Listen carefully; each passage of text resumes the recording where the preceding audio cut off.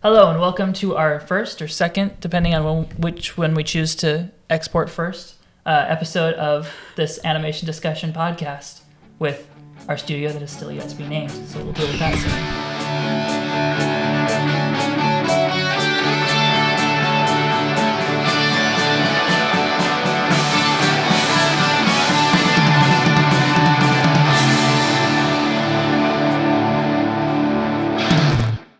Today we have a special guest, Sophia Cox, a friend of ours from Lipscomb University.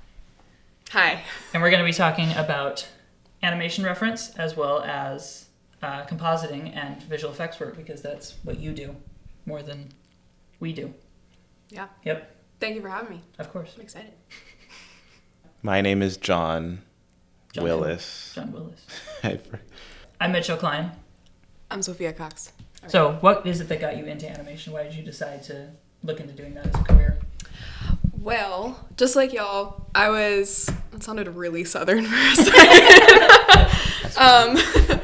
Just like you guys, I started very early on in my childhood, and I was drawing Disney characters all the time, and also Club Penguin for some reason. I was like really into Club Penguin when I was a kid, and I would draw like the characters from it. It was, what is Club Penguin? It is a video game? Yeah. Yes. It was like an online virtual world. Okay. It's okay. Think It was just like my whole childhood. It's Webkins? fine. Oh, okay. I remember Yeah, Webkins. it was like Webkins, but with penguins. Okay. Yeah, it was great. Interesting. Yeah. Continue, sorry. Anyway, I did that, but I didn't really... I actually wanted to be a Disney Imagineer when I was a kid. Like, that was what I would tell people that I wanted to be when I grew up. And then when I got into middle school and high school, I was like, oh, I don't think animation is, like, a viable career option. But I didn't want to do anything else other than, like, the arts. So, but then I found out, well, I actually knew that Lipscomb existed for a long time. Because you live here. Yes. Locally-ish. Yes, I do. And both my grandparents went to Lipscomb, and so I always knew that they had an animation program. I actually went to, Aaron Blaze did a talk when I was in 7th grade that I went to, and that was pretty cool. And so I was like, oh, that exists. But it was like a baby at that point. Like, it hadn't grown at all, and I was like, oh, I don't know if I want to go there. Like, I don't know if that would get me a lot of work. That was back when Tom had first started the program. It was just Tom. And then later on, I saw that it had grown a lot. And I was like, whoa, this is cool. So then I applied. And I was like, okay, I'm going to Lipscomb. Cool. That's cool. So what was in your initial portfolio? I remember I had to do a bunch of stuff. I had old projects from my school I was already going to, my animation school. That's what I used for my portfolio. I'm always curious what other people had. Wait, you had an animation program? Yeah, when I was in high school, I was taking classes at an online school, the animation course. Oh, taught by Chad okay. Stewart. That's what I did in high school. So then by the time I was getting ready to go to Lipscomb, I already had an animation portfolio. So I was taking AP Art in high school. Okay. And it was kind of draining me because I don't know, it was make an emotional painting that has a ton of meaning and research behind it and that sort of thing. Mm-hmm. And I just wanted to draw characters. I just wanted to tell stories. So I got a 5 on my portfolio when I was a junior. And so then the only option my senior year was to retake AP Art if I wanted to take an art class. And so I retook it, but then I just made my theme animation portfolio. And so I just I went to life drawing classes. There's a studio in Nashville that has some life drawing classes, so I went there for my life drawing, and then I just kind of made illustrations, and I made a turnaround sheet for one of my submissions for a character I made. It was not very good, but it's okay. And then I submitted I did some concept art sort of thing, which is actually my least favorite thing to do now is concept art, but those are the types of things that I submitted. That's pretty cool. I didn't even know that compositing existed back then. Okay. Like that. No. So then what changed your mind into doing compositing? What made you start to want to do that? Well, I knew someone that had a VFX studio called Fourth Crown Studios. And they were looking for an intern. They had never done an internship before, but they said, sure, yeah, we'll take an intern. And so they hired me, and I was scared because I didn't know anything about After Effects. I'd never used it before, and I was just doing this random summer internship that sounded cool. Maybe something will happen with this. And so they taught me After Effects, and then I ended up loving it and just getting really good at it and just being obsessed with how it worked and all the things that it could do.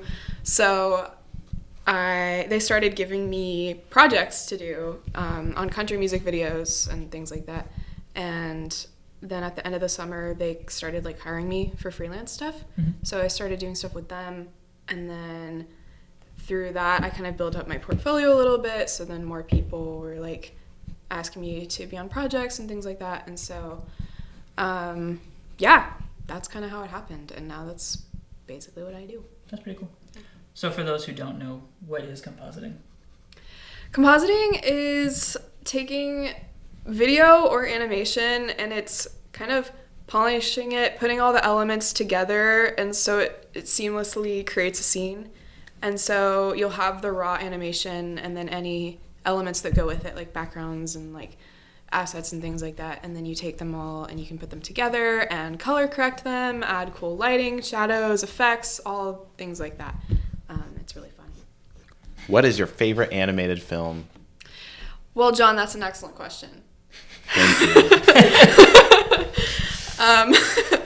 I'm so glad you asked that. My favorite animated film, a lot of people don't know this, I bet you don't know this, is The Incredibles. Oh, I did not know that. Oh. Please elaborate. Stop talking like that. What do you like about The Incredibles? Knew that. Yeah, no, I was being sarcasm. I was being sarcastic. You were being sarcasm. Okay. No.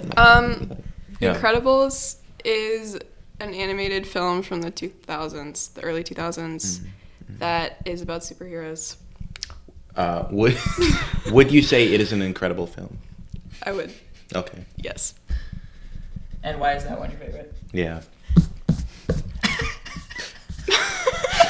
Yeah, like what about it? What about it draws you? What resonates with you about it?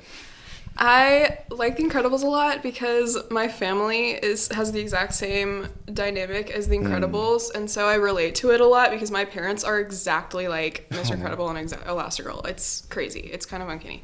But they have like superpowers? Yeah, exactly. That's rad. And then I'm the oldest, and then I have two younger brothers, and so growing up, we always, I don't know, we were like, oh, how are The Incredibles? And so our Disney Plus icons are all The Incredibles. Oh. Yeah. But I also just think it's really clever writing, and it's just got so many things that you can quote all the time. It's incredible. I'm not happy about it. It's so witty. Totally. Yeah, no. Oh, it is right there. Oh, look at that. We should do this every week. Get educated. Yeah. Hopefully we have all the movies that people love. Last spring, I watched this 3 times in a row in the lab. I just finished it and restarted it. It was great. It is So great. keep going with Brad Bird, another Simpsons alum. Thoughts on Incredibles 2?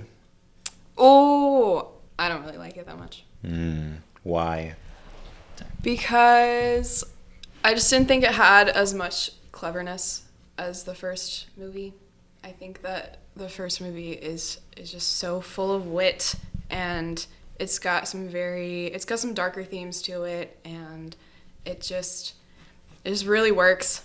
I think the second movie, I don't know. I feel like you would have more to say like an exact reason why you don't like Incredibles. Well, still no. So the funny thing is, I'm like honest. I feel like I'm one of the Incredibles 2 apologists. Like in the lab, at least, where like I don't hate it as much as everyone else does. I don't think it's obviously not as good as the first one, but I also don't think it's the worst film ever. Like I don't get how people can be like Incredibles 2 is awful, but then in the same breath be like, but Cars 2 is like a guilty pleasure, or Cars 2 is fun. No, yeah. Incredibles 2 is leagues better than that, in my opinion. But it's. I think that Incredibles 2 is a good film, but I don't think it's a good Incredibles film. I think it has a lot of problems, and I don't know. I admit when I have biases, I like Brad Bird generally, I can see like parts of the writing where like that seems very Brad Birdy to me, and I can tell what he's trying to do. Not everything works for me, but there's enough where I'm like, yeah, if it's on, I'll probably like sit down and watch it.